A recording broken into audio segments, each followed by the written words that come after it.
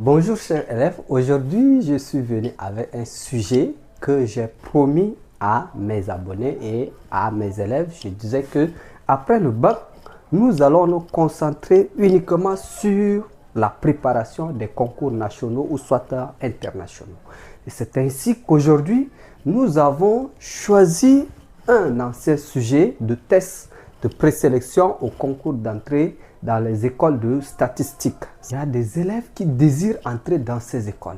Il y a aussi des élèves qui désirent entrer dans d'autres écoles, mais en traitant les sujets de ces concours, tu peux aussi utiliser les exercices qu'on traite pour préparer le concours que tu veux. Nous allons aussi voir les concours de l'EAMAC, aviation civile pour certains élèves. Nous y arriverons pas à pas. Et donc aujourd'hui, nous avons choisi le sujet 2011, niveau bac. Alors, si tu es nouveau sur la chaîne, il faut t'abonner parce que si tu t'abonnes, tu vas découvrir des choses qui vont changer ta manière de comprendre les mathématiques, les sciences physiques. Nous avons accompagné 1000 élèves au baccalauréat 2026. C'est vraiment un truc qu'on n'a jamais cru que ça va arriver, mais grâce à Dieu, ça s'est produit. Et donc, nous allons aussi t'accompagner pour composer le concours que tu désires. Nous n'allons pas traiter tous les exercices de ce sujet dans cette vidéo, mais nous allons traiter quelques exercices et prochainement, nous allons traiter les exercices qui restent. Et donc, nous commençons par l'exercice 2. L'exercice 2 nous demande juste de calculer l'intégrale suivante, c'est-à-dire l'intégrale de ln de x d de x lorsque x va de 1 à 3. D'abord, l'intégrale, ce qui fait la force de l'intégrale, ce sont les primitives. Il faut connaître les primitives des fonctions. Une fois connaître les primitives des fonctions, tu peux calculer l'intégrale très facilement. Et donc, le problème sur la primitive de ln, c'est un peu délicat. La primitive de ln, c'est un peu délicat. ln, il faut qu'on cherche la primitive de cette fonction. Alors, ici, nous allons passer par l'intégration par partie.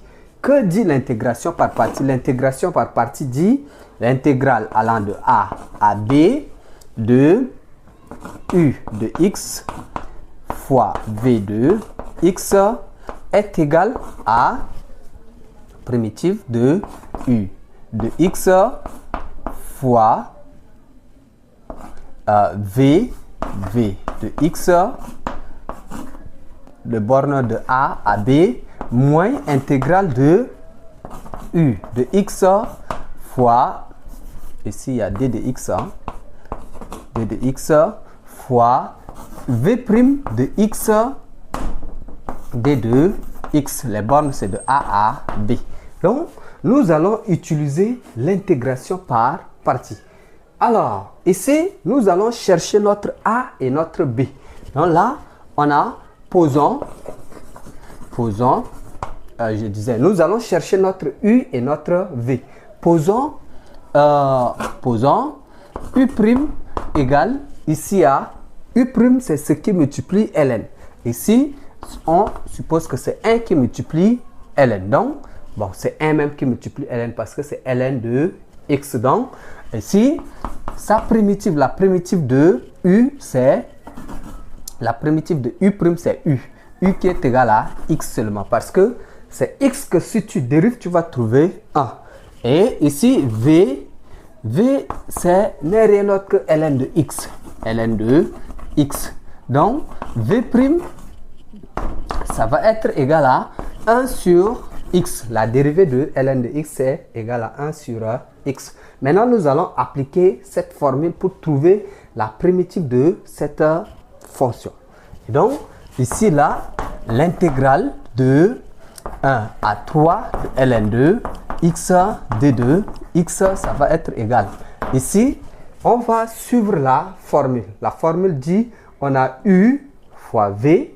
D'accord? U fois v, ça dit on aura x ln de x, les bornes c'est de 1 à 3 moins intégrale allant de 1A, 3, 2, U' fois V. D'accord? U' fois V, ça veut dire on aura X fois 1 sur X D2 X.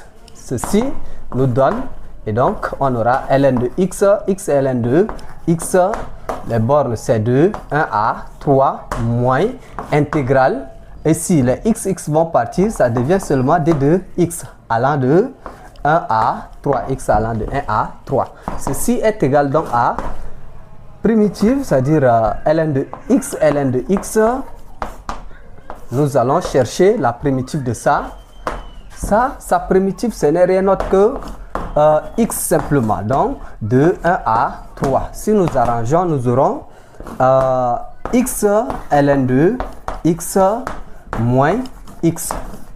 Borne de 1A, 3. Ça, c'est notre intégrale. Nous allons chercher à calculer. ln2 X D2 X. Voici la primitive de ln2x. Cette fonction, si vous dérivez, vous allez trouver ln2x. Alors, nous allons calculer maintenant. Ça, pour calculer, nous allons premièrement remplacer x par 3. Ça va faire 3 ln2, 3 moins 3. Cette fois-ci, nous allons remplacer x par 1. On va faire moins et on va remplacer x par 1. Donc, on aura 1 ln2, 1 moins 1. D'accord? Là où il y a x, on remplace par 1. Donc là, ça fait 3 ln2, 3 moins 3. Ici, ln de 1, on sait que c'est égal à 0. Donc là, ça va faire plus 1. Donc, enfin, nous aurons intégrale de 1 à 3 de ln2, x d2. X, ça va être égal ici à 3 ln2, 3 moins 2. Voici, on a donc déterminé l'intégrale de ln de x d de x lorsque x va de 1 à 3.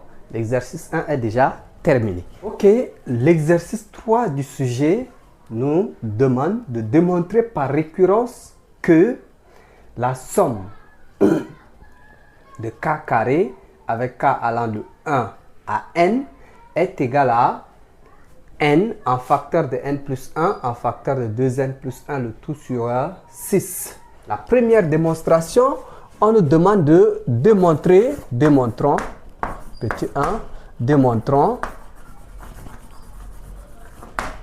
que, on va écrire directement, la somme de k carré avec k allant de 1 à n est égale à n en facteur de n plus 1 en facteur de 2n plus 1, le tout sur 6. Donc là, nous allons, quand on écrit comme ça, bon, nous allons d'abord passer par la proposition. Ça, on peut dire soit P de n, la proposition,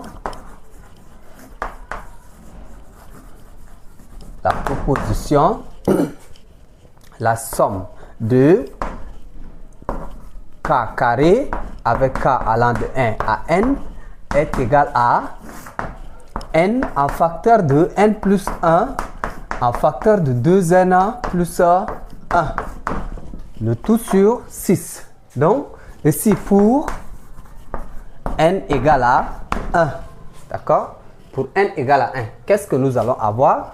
Nous aurons pour n égale à 1, on aura la somme de k carré avec k allant de 1 à, cette fois-ci, n est égal à 1.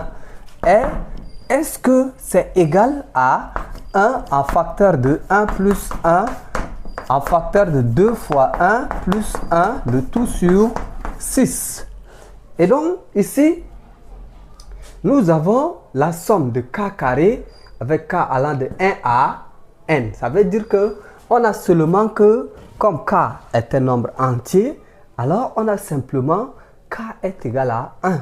Ça ne part pas à 2. Parce que si c'est la somme de k carré avec k allant de 1 à 2 par exemple, nous aurons 1 au carré plus 2 au carré. Ben ici, comme c'est de 1 à 1, ça veut dire que ça c'est égal à 1 au carré. Est-ce que ceci est égal à 1. C'est-à-dire c'est aussi égal à 1 au carré ou bien c'est égal à 1. D'accord? Parce que 1 au carré, c'est 1. Donc là, on aura 2 fois 3. Parce que là, ça fait 2 et là, ça fait 3 sur 6. Donc 1 est égal à, ici 6 sur 6, ça fait 1.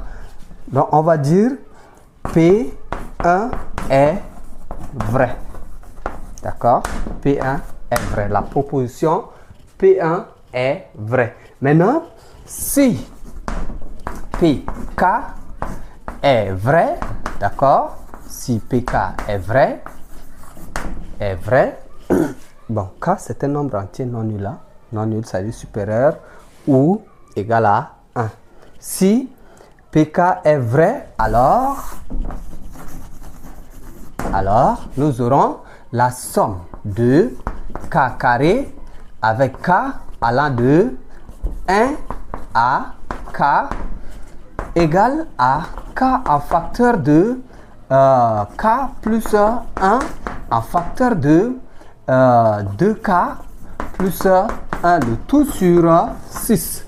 Ça, on peut encore écrire quoi? On peut écrire ceci est égal à 1 au carré plus 2 au carré parce que c'est de 1 à K plus 3 au carré plus plus K au carré égale ici à K en facteur de K plus 1 en facteur de 2K plus 1, le tout sur 6. Maintenant, on a dit si PK est vrai, alors on a ça. Maintenant, nous allons chercher à démontrer que P de K plus 1 est vrai. Si P de K plus 1 est vrai et que PK est aussi vrai, et en plus P1 est vrai, alors nous allons dire que la somme de ça là, c'est bel et bien égal à ça. Donc, ici, montrons que P de K plus 1 est vrai. Pour montrer que ça c'est vrai, qu'est-ce que nous allons faire? Ici, ça c'est cette somme. Maintenant, on peut dire ici, ça, bon, ça c'est cette somme. C'est-à-dire, partout, nous allons remplacer K par K plus 1. Donc là, qu'est-ce que nous allons avoir? Nous aurons donc K, bon, nous aurons 1 au carré plus 2 au carré plus 3 au carré plus plus K carré, parce qu'avant de venir sur K plus 1, il faut d'abord passer par K. Donc, K plus en facteur de K plus 1 au carré. Est-ce que c'est égal à, d'accord, nous faisons une démonstration très facile. Est-ce que c'est égal? Ici, là où il y a K, nous remplaçons par K plus 1. Donc, là, nous aurons K en facteur de K plus 1, c'est-à-dire ce K là, nous avons remplacé par K plus 1. Ici, nous allons remplacer par K plus 1, ça va nous donner K plus 2 parce que K plus 1 plus le 1 ici, ça fait K plus 2. Donc, en facteur de K plus 2, en facteur, ici, nous remplaçons K par K plus 1. Donc là, on aura 2 en facteur de K plus 1, ça va faire 2K plus 2 plus le 1, ça fait 2K plus 3. 2K plus 3 sur 6. Donc, nous allons passer par ça pour voir est-ce que c'est égal à ça. D'accord? Nous allons passer par ça pour arriver à ça. Or, ça là, on a déjà vu que ça c'est égal à K en facteur de K plus 1 en facteur de 2K plus 1, le tout sur 6. Plus, nous allons ajouter ça là. Nous allons ajouter, ça fait K plus 1, le tout au carré. Est-ce que c'est égal, d'accord? Est-ce que c'est égal à K plus 1 en facteur de K plus 2 en facteur de 2K plus 3 sur 6. Donc, là, nous allons rendre au même dénominateur. D'accord? Nous rendons ça au même dénominateur. Nous aurons donc K plus, bon, K en facteur de K plus 1 en facteur de 2K plus 1 plus 6 en facteur de K plus 1 au carré. Est-ce que, bon, le tout sur 6, est-ce que c'est égal à K plus 1 en facteur de 2K, en facteur de K plus 2, en facteur de 2K plus 3. Le tout sur 6. Nous allons vérifier ça. D'accord?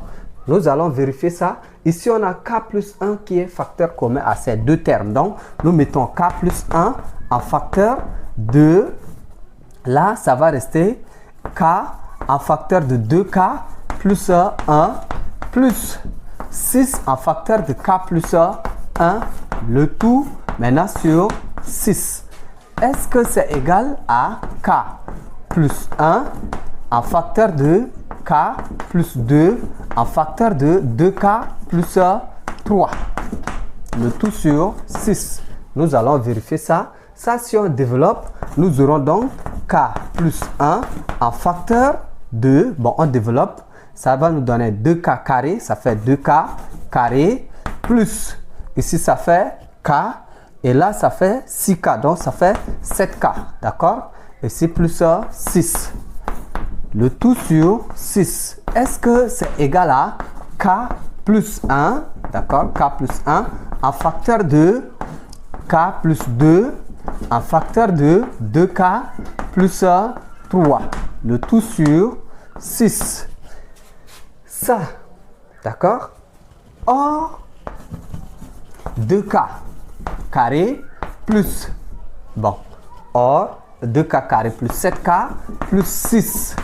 Si on factorise, on va trouver c'est égal à k plus 2 en facteur de 2k plus 3.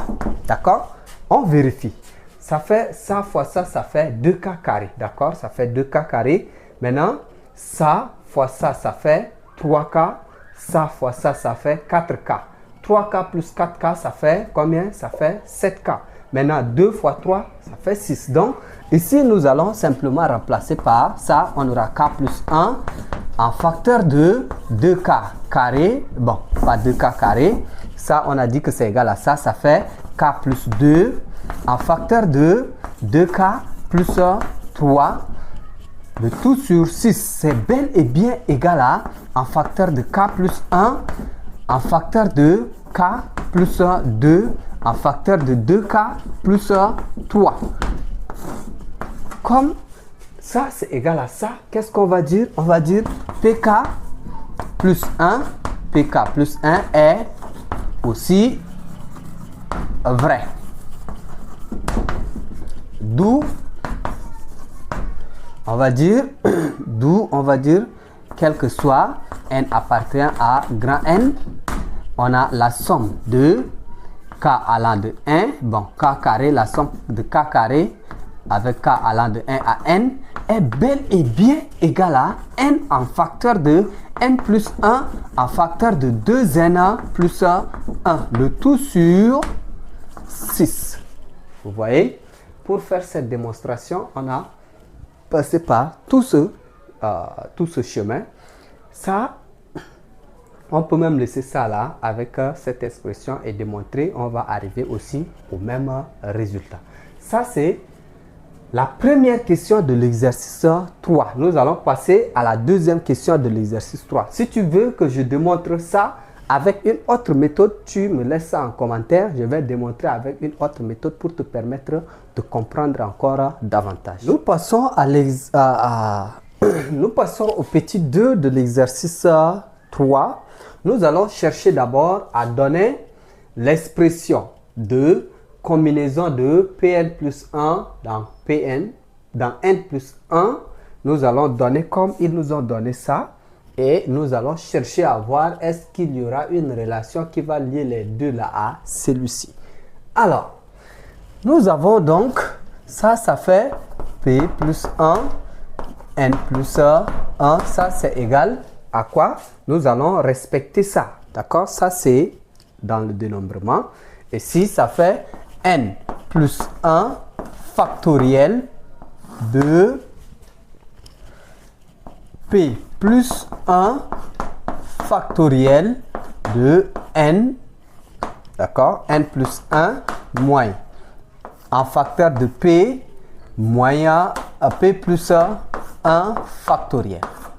Ici, ça va nous donner donc la combinaison de P plus 1 dans N plus 1. Ça va être donc égal à N plus 1 factoriel de P, factoriel sur P plus 1 factoriel en facteur de...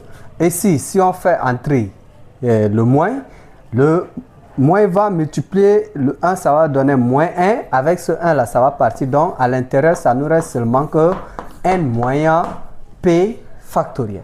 Alors, nous allons chercher à voir est-ce que les deux là sont liés à ça. On fait la somme pour voir comme ils ont parlé de et. Nous allons faire la somme.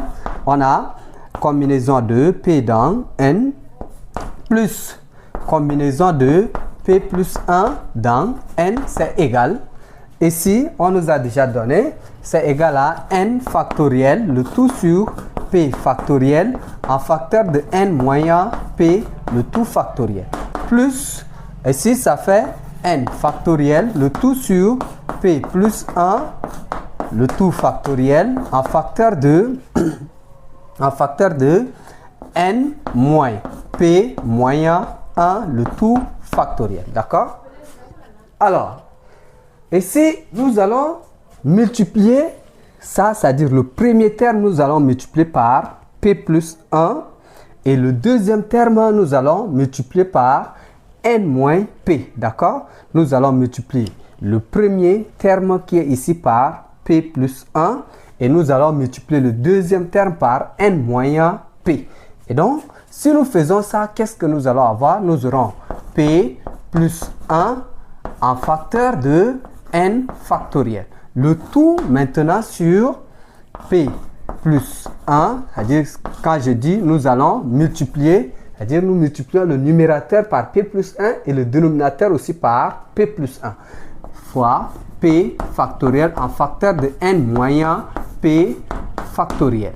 D'accord? Maintenant, plus, ici je disais nous allons multiplier le numérateur par par n moins p et le dénominateur aussi par n moyen p. Donc nous aurons n moins p, le tout n factoriel, le tout fois n factoriel, le tout sur p plus 1 factoriel en facteur de n moins p en facteur de n moins p moyen 1, le tout factoriel. D'accord? Nous avons multiplié ça par n moins p et en bas aussi par n moins p.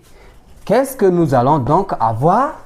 Ici, on met toujours p plus 1 en facteur de n factoriel, le tout sur. Ici, ce qu'il faut savoir, ça, c'est-à-dire p plus 1 fois p factoriel, ce n'est rien d'autre que p plus 1 factoriel. D'accord? Ça là, ce n'est rien d'autre que p plus 1 factoriel. Pourquoi? Parce que si vous avez par exemple 3 factoriel, c'est égal à 2, plutôt égal à 3 fois 2 factoriel. Donc, si vous avez 3 fois 2 factoriel, vous pouvez écrire simplement égal à 3 factoriel. Et c'est le cas qu'on a ici. Ça représente 3 et là, ça représente 2. Donc, là, c'est simplement égal à p plus 1 factoriel. Autrement dit, 3 plus 1, 3 factoriel simplement. Maintenant, nous allons copier ça. Ça fait n moins p factoriel. D'accord? Plus le numérateur, on écrit ça fait n moins p fois n factoriel. D'accord? Ici, le dénominateur, ça, il n'y a pas de problème. On a p plus 1, le tout factoriel. Maintenant, ça, c'est le même cas. C'est-à-dire, si on a p moins 1 en facteur de n, je disais, si on a n moins p en facteur de n moins p moins 1, ce n'est rien d'autre que n moins p factoriel. Pourquoi? Parce que si vous avez le factoriel d'un nombre, par exemple, comme ici, vous avez n factoriel. N factoriel, par exemple, c'est égal à n fois en facteur de n moins 1 fois en facteur de n moins 2 jusqu'à là où on s'arrête, on met seulement factoriel. Donc, ici, ça, c'est simplement égal à un facteur de n moins p, le tout factoriel. Vous voyez, comme ça, on vient d'avoir le même dénominateur. On vient d'avoir le même dénominateur. Donc, tout ça là, on peut écrire sous ce même dénominateur. On aura p plus 1, le tout, fois n factoriel plus un facteur de n moins p fois n factoriel. Le tout maintenant sur p plus 1, le tout factoriel en facteur de n moins p factoriel. Ici, on a n factoriel, nous allons mettre n factoriel en facteur. Et nous allons voir ce que nous allons trouver. Nous aurons donc c, combinaison, bon, c de p dans n plus c de p plus 1 dans n, c'est égal. Ici, on disait qu'on va mettre n factoriel en facteur. Donc, nous allons d'abord avoir ceci. Nous aurons d'abord ceci. Là, on a p plus 1. On a p plus 1. Et ici, on a n moins p. On a n plus n moins p. Le tout fois n factoriel. Le tout sur p plus 1 factoriel en facteur de n moins p factoriel. Donc là, ici, les p, on peut simplifier. Qu'est-ce qui va nous rester à l'intérieur? Il va nous rester n plus 1 fois n factoriel. Le tout sur p plus 1 factoriel en facteur de n moins p factoriel. D'accord? N moins p, le tout factoriel. Or, ça, je disais déjà que ça là, ça peut être simplement égal à quoi? C'est égal simplement à n plus 1 factoriel. D'accord? Le tout sur p plus 1 en facteur de n moins p factoriel. Désolé, ici il y a factoriel. D'accord? Or, cette expression, l'expression qui est ici, ce n'est rien d'autre que l'expression de p plus 1. Donc, la relation, c'est-à-dire l'expression qui est ici, ce n'est rien d'autre que l'expression de combinaison de p plus 1 dans n plus 1. Donc là, qu'est-ce que nous venons de remarquer? On remarque que la combinaison de p dans n plus combinaison de p plus 1 dans n, c'est égal à combinaison de p plus 1 dans n plus 1. Voici la relation qui lie les deux termes-là à ce terme. Nous passons à l'exercice 4. L'exercice 4, on nous dit l'équation, soit l'équation a au cube moins 3a moins 1 égale à 0. On nous demande de montrer que cette équation admet trois solutions réelles, A1, A2 et A3. Ça, il faut être un peu plus malin. Il faut réfléchir un peu plus loin. Pourquoi? Parce que dès que les élèves voient ça, ils vont penser que pour résoudre cette équation ou bien pour montrer qu'elle admet trois solutions, il faut chercher d'abord la racine évidente. Après, il faut factoriser pour avoir une équation du second degré. Après, chercher à résoudre cette équation du second degré. Si tu fais ça, tu vas passer tout ton temps à chercher la racine évidente et ça va te prendre énormément de temps. Alors, comment tu vas faire pour montrer que cette équation admet une solution? Nous allons passer par la méthode de résolution par le théorème des valeurs intermédiaires. J'ai fait une vidéo sur le théorème des valeurs intermédiaires et nous allons utiliser cette méthode de résolution pour montrer que cette équation admet trois solutions. Et donc, c'est parti. Nous allons d'abord nommer notre équation soit f de a égale à a au cube moins 3a moins 1. On cherchera à montrer que l'équation f de a égale à 0 admet trois solutions. Donc, montrons que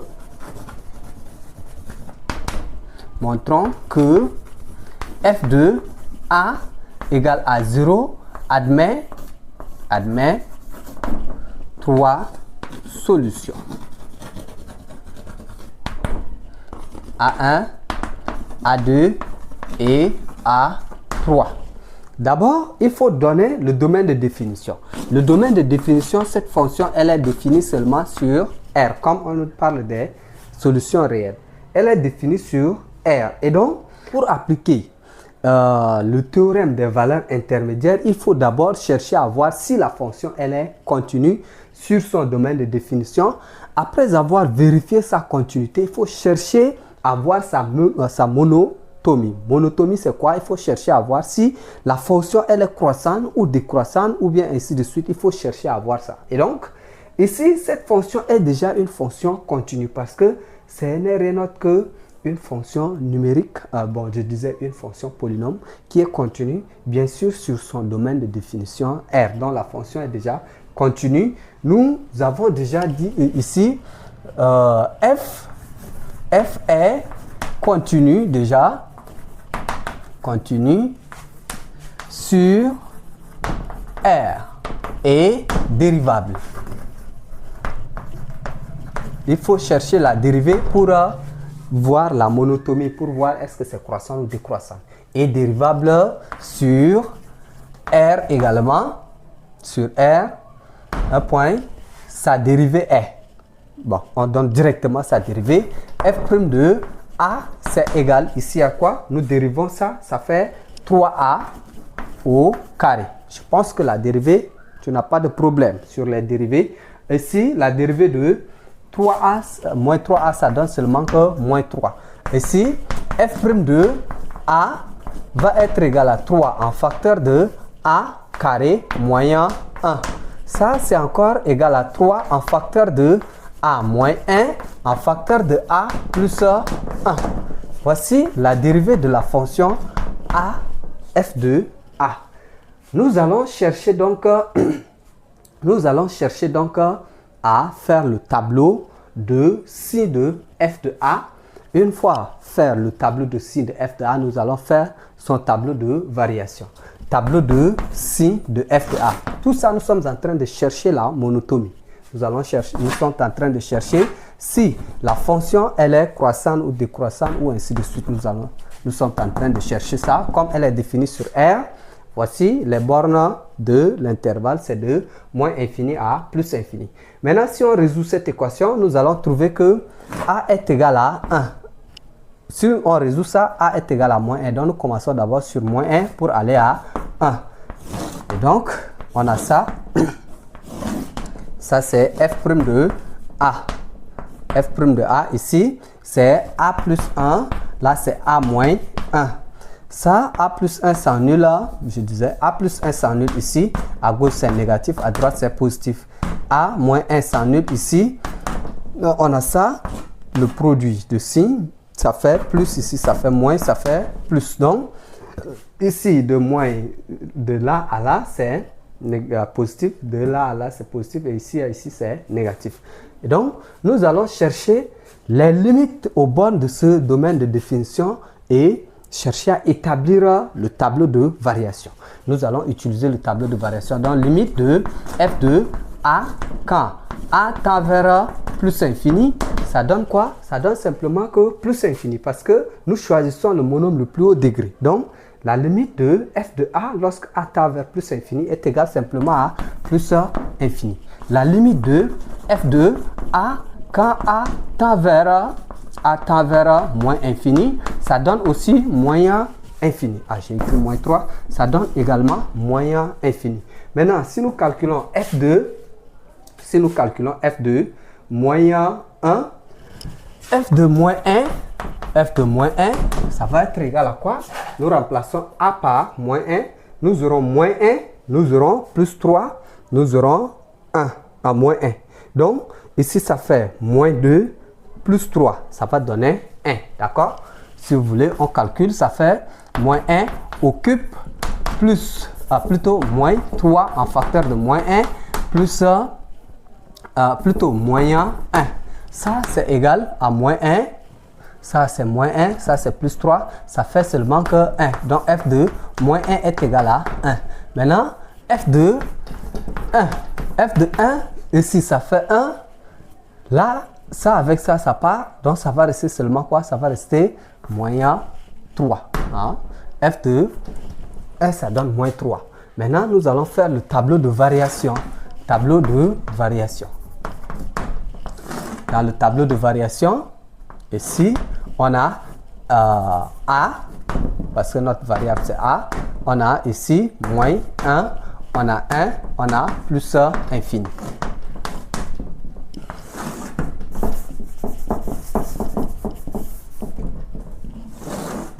Ça c'est f' de A. Ici c'est plus, ça c'est moins, ça c'est plus. Maintenant, la limite en moins infini, ça donne moins infini. F de moins 1, ça donne 1. Ici, la limite en 1, ça donne moins 3. Bon, f de 1, ça donne moins 3. Et limite en plus infini, ça donne plus infini. Donc, qu'est-ce que nous remarquons? Nous remarquons que la fonction est croissante ici, c'est décroissante là, et c'est croissante là. Maintenant, on trouve que, d'après le théorème des valeurs intermédiaires, on trouve qu'il y a 3 zéros. C'est-à-dire, quand on passe de moins infini à 1, on trouve d'abord 0 avant de trouver 1. Donc, il y a déjà une solution là. Une solution qui est ici. Ça, une solution qui est ici. On peut noter ça à 1 de moins, plutôt de moins 1 à 1. C'est-à-dire, en passant, pour passer de, normalement, c'est moins 3 à 1. On trouve un 0 encore là. Hein, ça s'annule là. Donc, on a A2 ici et encore ici de moins 3 à plus infini. On trouve d'abord 0 avant de passer à plus infini. Moins 3 à plus infini. On trouve d'abord 0 avant de passer à plus infini. Donc, on a une autre solution qui est là.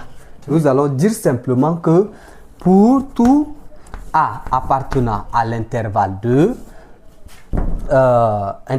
moins infini à moins 1, qu'est-ce que nous avons? De moins infini à moins 1, nous avons quoi? Nous avons f est continu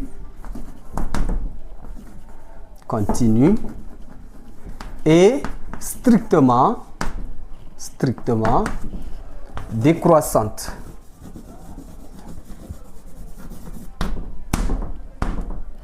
Et en plus, f de quoi? F de moins infini fois f de moins 1 est inférieur à 0. D'où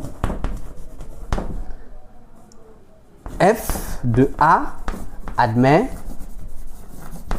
une solution A appartenant à l'intervalle A1 appartenant à l'intervalle de moins infini à moins 1. Déjà, on a la première solution. De la même manière, pour tout A appartenant à l'intervalle de, cette fois-ci, moins 1 à 1, f est continu et ici, je disais décroissante, c'est croissante. Hein? Je disais, quel que soit A appartenant à l'intervalle de moins infini à moins 1, f est continue et strictement croissante. Et en plus, f de moins infini fois f de moins 1 est inférieur à 0. D'où f de A admet, f de A égale à 0, admet une solution alpha dans l'intervalle de moins infini à moins 1. Maintenant, pour tout A appartenant à l'intervalle de moins 1 à 1, f est continu et strictement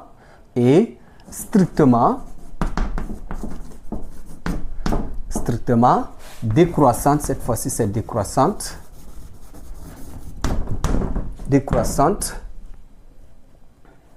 Et en plus, f de moins 1 fois f de 1 est inférieur à 0. D'où f de A égale à 0 admet une solution A2 appartenant à l'intervalle de moins 1 à 1. D'accord? De la même manière aussi, nous avons pour tout A appartenant à l'intervalle, cette fois-ci de 1 A plus infini, F est continu, F est continu et strictement